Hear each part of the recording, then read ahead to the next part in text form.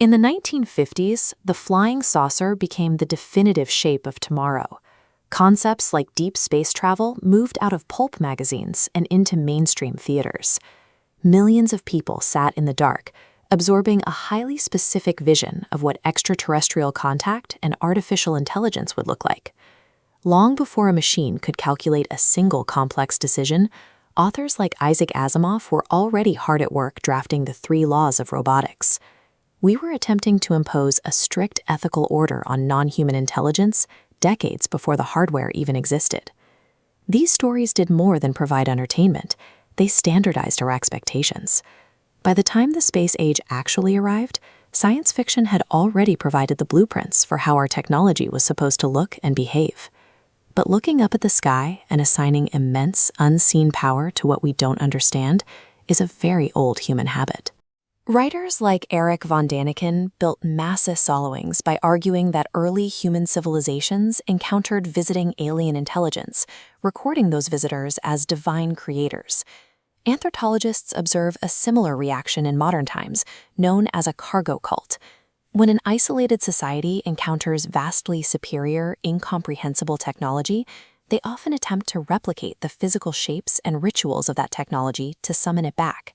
We see echoes of this desperate need to communicate with the cosmos etched directly into the earth.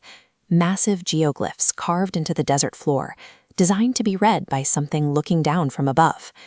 For 70 years, we safely quarantined this obsession with extraterrestrials and hyperintelligence inside the comfortable boundaries of movie theaters and fringe archaeology.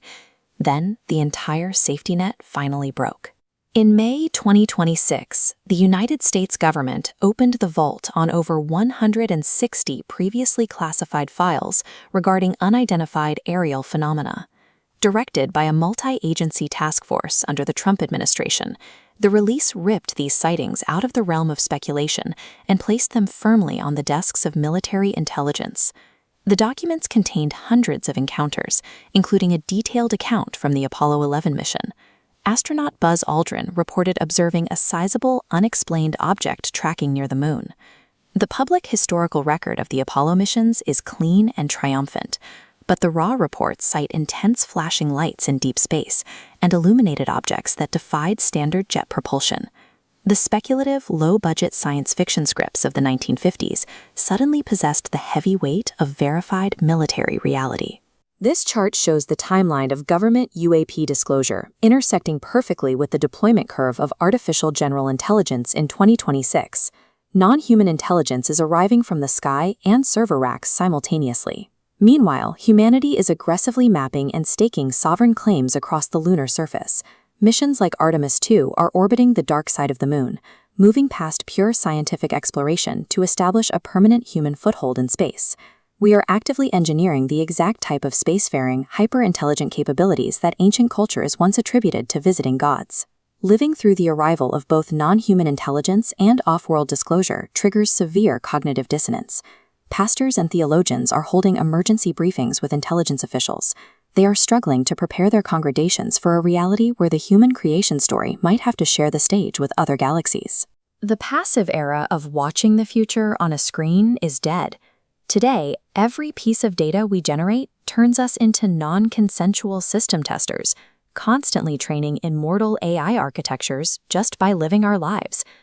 The utopian vision of the past is being replaced by a hyper-complex reality.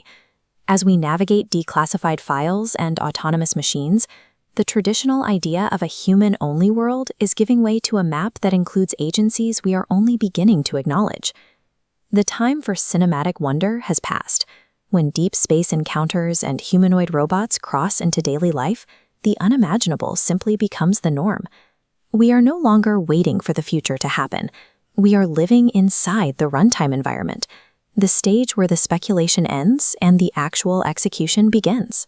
The UAP disclosures of 2026, the mid-century sci-fi films, and the ancient lines carved into the desert all point back to the same truth. Our relentless search for the other has always been a search to understand ourselves.